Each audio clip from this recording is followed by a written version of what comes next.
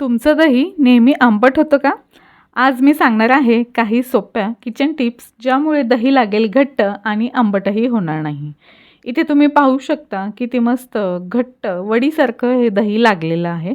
अगदी सुरीने सुद्धा आपल्याला कापता येईल अशा पद्धतीचं हे घट्ट दही झालेलं आहे. चला तर मग खूप वेळ न घालवता आपण व्हिडिओला सुरुवात करूया.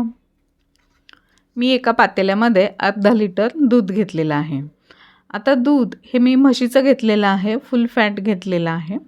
आता हे दूध आपल्याला चांगलं उकळवून घ्यायचं. उकळवून ते कोमट होईपर्यंत थंड करायचं आहे.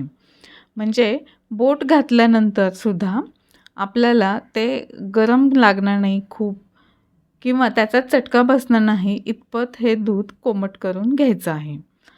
त्यानंतर आपल्याला एक स्टीलचं किंवा काचेचं भांडं घ्यायचं आहे ज्याच्यामध्ये आपल्याला विरजण लावायचं आहे. त्यासाठी या स्टीलच्या भांड्याला मी 1 चमचा दही म्हणजेच हे विरजण आधीच्या दिवसाचं असं सगळीकडून व्यवस्थित लावून घेणार आहे, म्हणजे आपलं दही व्यवस्थित सेट होतं. आता यामध्ये हे जे कोमट केलेलं दूध आहे ते सगळं घालून घ्यायचं आहे आणि थोडंसं असं उंचावरून घातलं म्हणजे दूध चांगलं असं फेसळलं जातं. आता या भांड्यामध्ये सुद्धा मध्ये असं अर्धा चमचा अगदी छोटा चमचा घेतलेला आहे आणि त्याचा अर्धा चमचा आपल्याला दही घालायचं आहे आणि ते हलक्या हाताने ढवळायचं आहे.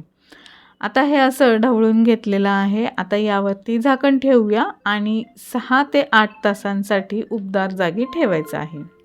6 ते 8 तासानंतर हे दही मी फ्रीजमध्ये ठेवलेलं आणि फ्रीजमधून हे दही काढलेलं आहे.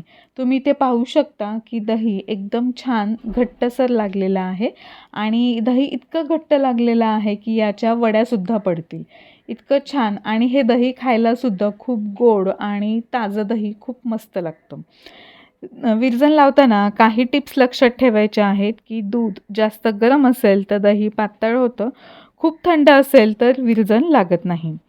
घट्ट दही पाहिजे असेल तर फुल क्रीम दूध वापरायचं आहे आणि सगळ्यात बेस्ट म्हणजे मातीच्या भांड्यामध्ये जर दही लावलं तर चव अजून छान लागते.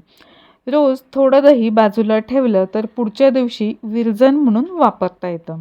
उन्हाळ्याच्या दिवसांमध्ये तर अशा पद्धतीचे दही खायला सर्वांनाच खूप आवडेल.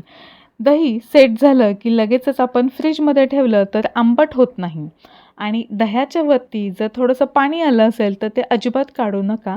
ते तसंच ठेवलं तर दही ताजं राहतं. तर अशा ह्या आजच्या छोट्या छोट्या टिप्स फॉलो करून अशा पद्धतीचं घट्ट दही नक्की लावा. व्हिडिओ आवडला तर लाईक करा, शेअर करा.